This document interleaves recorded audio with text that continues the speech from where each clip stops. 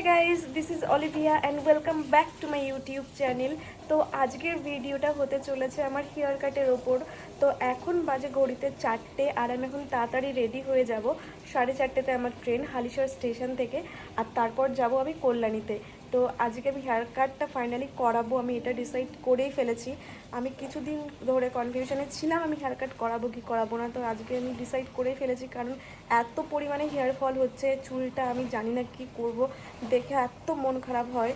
তো তাই ভাবলাম চুলটা কাটিয়েই ফেলি, তাই জন্য আমি এখন যাচ্ছি। আর ভিডিওটা প্লিজ দেখতে থাকো, আজকে আমার চুলের সাথে কি কি হতে চলেছে। তো এবার আমি রেডি হয়ে বাড়ি থেকে বেরিয়ে পড়েছি, আর প্রচণ্ড গরম ছিল।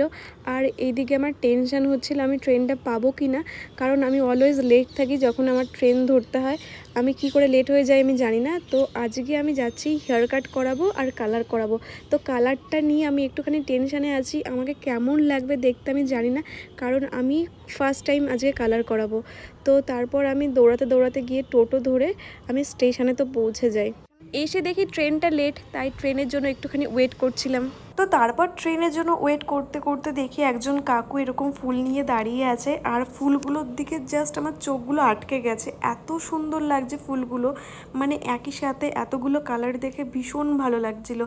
আর আমি প্রায় 2 বছর আগেই এই কাকুর কাছ থেকেই একটা এরকম ফুল কিনেছিলাম। বিশ্বাস করবে না, যেমন ফুল কিনেছিলাম ঠিক তেমনই আছে, মানে জিনিসটা খুবই সুন্দর। তো আমি তারপর ট্রেন ধরে কল্যাণীতে এসে পৌঁছে যাই। তারপর বুকু আমার জন্য ওয়েট করছিল, ও একই সেলুন থেকে হেয়ার কাট করাবে।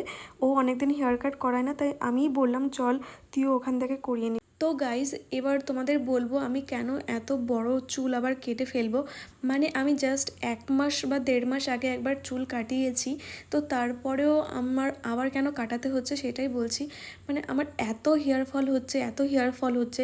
আমি মোটামুটি ভালো শ্যাম্পু ইউজ করি, মাথায় তেল দিই, আমি মানে যতটা আমার সাধ্যের মধ্যে আমি চেষ্টা করি, তারপরেও এত এত হেয়ার ফল হচ্ছে।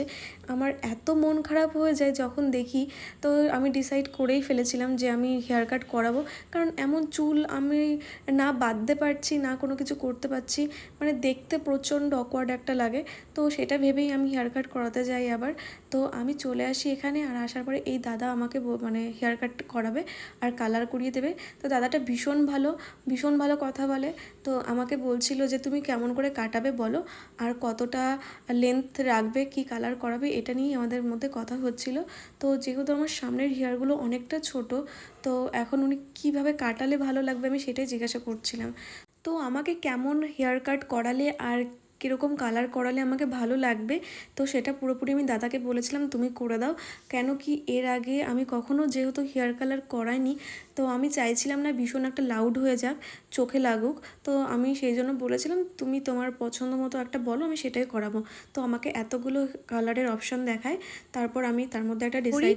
আর এবার আমার হেয়ার কাট আর কালারের পালা। তো হেয়ার কাটের সময় আমার মনটা সত্যি ভীষণ খারাপ হয়ে যায়, কারণ আমি তো এত যত্ন।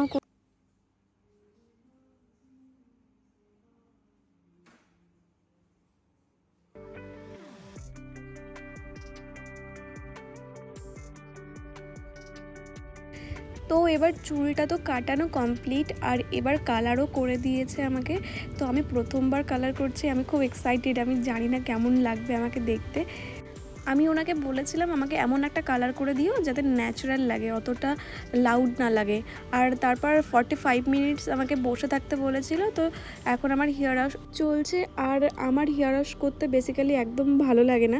আমার মনে হয় ঘাড়ে কেমন একটা ব্যথা করছে, আর এইদিকে মনে হয় কানের মধ্যে জল ঢুকে গেল, এই টেনশনটা হয় প্রচণ্ড। হেয়ার ওয়াশ তো করানো হয়ে গেছে, এবার ড্রাই করবে। তো তার আগে সেকশন করে নিচ্ছিল। হেয়ার কাট করাতে আর কালার করাতে অনেকটা সময় লেগে গেছিলো।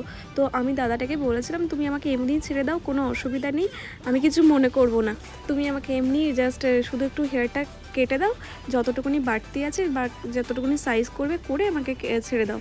তো আমাকে বলছে না না, এরকমভাবে যেতে দেওয়া যাবে না, দাঁড়াও তোমাকে আগে আমি ড্রাই করব, তারপর হেয়ার কাট করাবো, তারপর তুমি যাবে। তারপর আমি আর কি করব বললো যখন, তো বসেছিলাম। আর আমি টেনশান করছিলাম যে ঠিকঠাক লাগছে কিনা, না বাইরে গেলে অনেক বেশি লাউড লাগবে, এটা নিয়ে আমার একটু টেনশান হচ্ছিলো।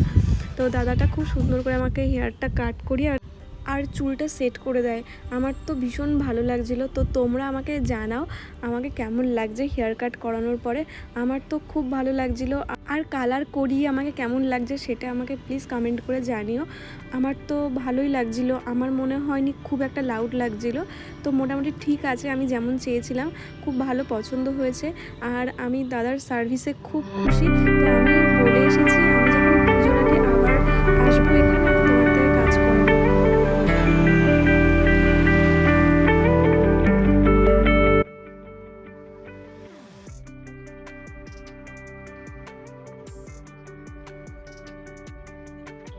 হেয়ার কাট আর কালার করানো আমার একদম কমপ্লিট।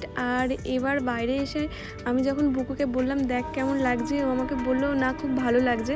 সেটা শুনে আমারও খুব ভালো লেগেছে। না ঠিক আছে, খুব একটা বাজে লাগছে না। মানে এত বড় চুল কাটার পর যদি ছোট করেও সুন্দর না লাগে দেখতে তাহলে মনটা খারাপ হয়ে যেত।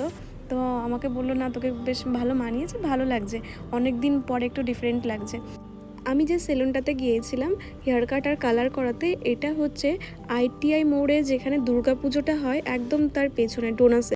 আইটিআই মোড়ের ওই মাঠের চারিপাশ দিয়ে তো অনেকগুলো মোমোর দোকান আছে, আইসক্রিমের দোকান আছে। আর আমি আর বুকু বললাম তাহলে চল এখান থেকে আমরা একটু মোমো টোমো খেয়ে তারপর বাড়িতে যাব। তো আইটিআই মোড়ের প্যান্ডেলটা কিন্তু অনেকটা কমপ্লিট হয়ে গেছে। আর আমি দেখে অবাক হয়ে গেছে যে এতটা কমপ্লিট হয়ে গেছে। তো দেখে ভীষণ ভালো লাগছিলো, মনে হচ্ছিলো পুজো পুজো আর কিছুদিন বাদেই পুজো। আর তারপর আমরা মোমো খেয়ে চলে আসি ওখান থেকে। বুকু আমাকে বাইকে করে স্টেশনে নামিয়ে দেয়। আর আমি ভাবছিলাম একটা ট্রেন মনে হয় আসছে, তো সেটা ভেবে আমি তাড়াতাড়ি করে দৌড়াচ্ছিলাম, প্রচণ্ড হাঁপিয়েও গেছিলাম। তারপর গিয়ে দেখলাম না ট্রেনটা এখনও আসেনি। আমি ফোনের অ্যাপ থেকে দেখলাম ট্রেনটা এখনও 2টো স্টেশন আগে। তো কি করব, ঠিক আছে হাঁপিয়ে তো গেছি। তারপর গিয়ে কিছুক্ষণ বসলাম।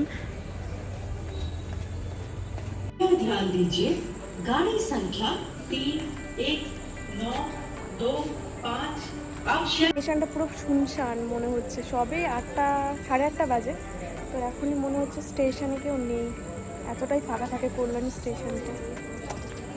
আর একটু পরে আসলে তো আরোই লোকজন থাকে না, একদমই ফাঁকা। দেখো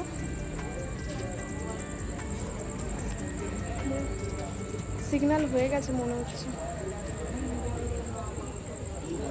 ট্রেন ঢুকেও গেছে। তারপর আমি ট্রেন ধরে হালি শহরে নেমে যাই। তো আজকের ভিডিওটা তোমাদের কেমন লেগেছে প্লিজ কমেন্ট করে জানিও। আর যদি ভালো লেগে থাকে তাহলে অবশ্যই একটা লাইক করে দিও। সবাইকে শুভরাত্রি, আর সবাই অনেক ভালো থেকো।